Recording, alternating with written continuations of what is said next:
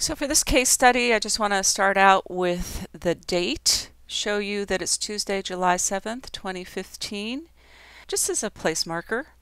And then I want to do a case study about Beauty for Life. Beauty for Life is an aesthetic clinic in Bellevue, Washington, and they do really amazing stuff without any surgery, fillers, or Botox.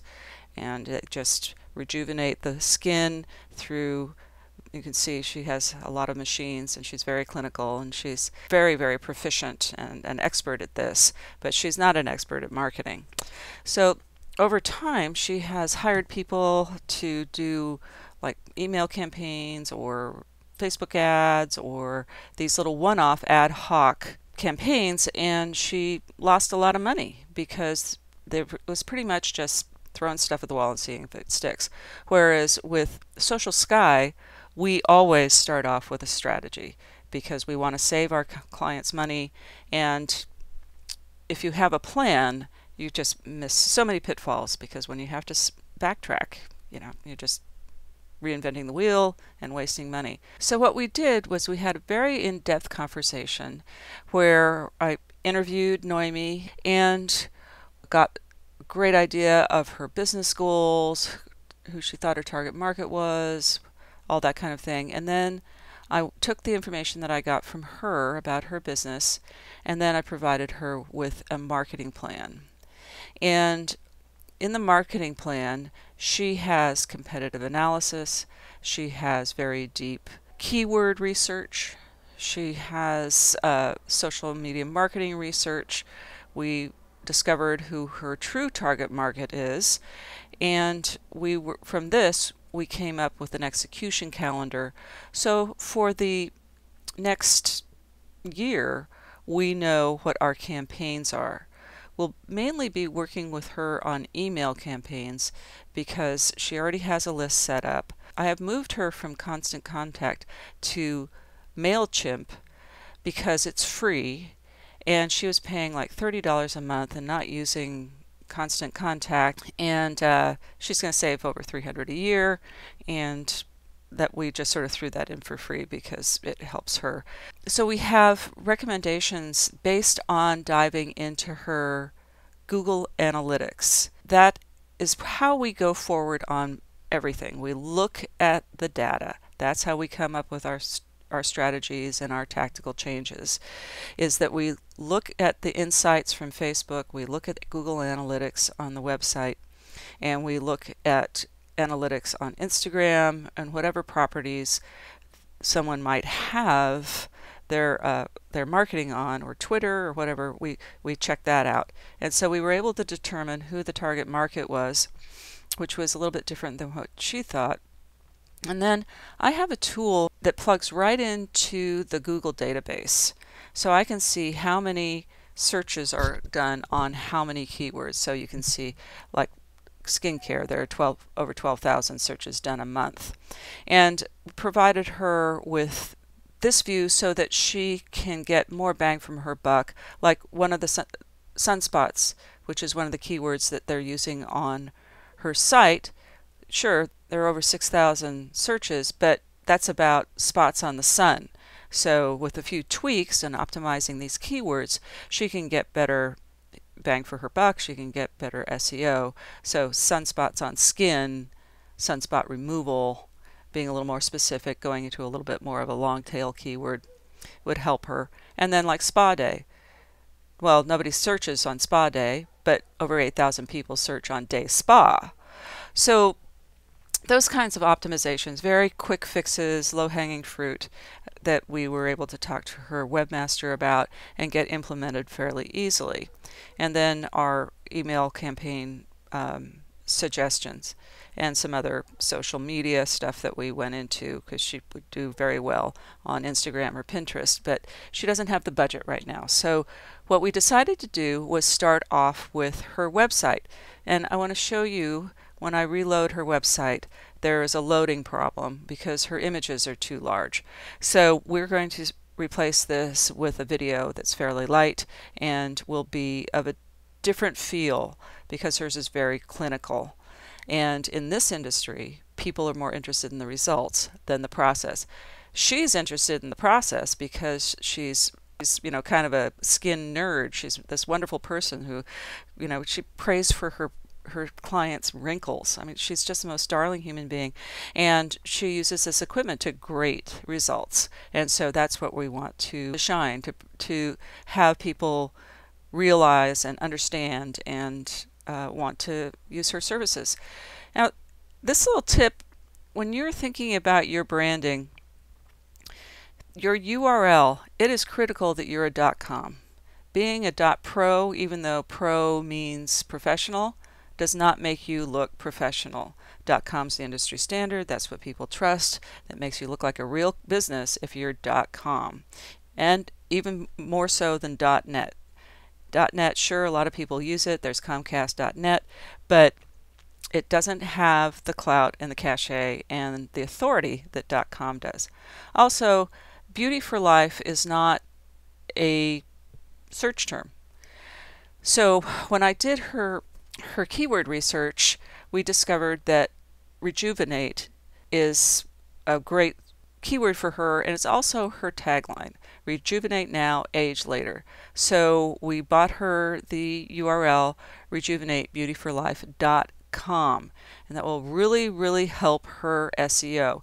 When you are looking for your URL, get your keyword in the very beginning of your URL, and your SEO will improve. And another thing that we found when we went through the analytics was that we can just totally get rid of this module because only 0.04% of the people who hit this page click on it. So it's wasted space. We could put something a little more interesting in here. And in fact, we found that testimonials, 42% of people clicked on. So we're just going to move it up.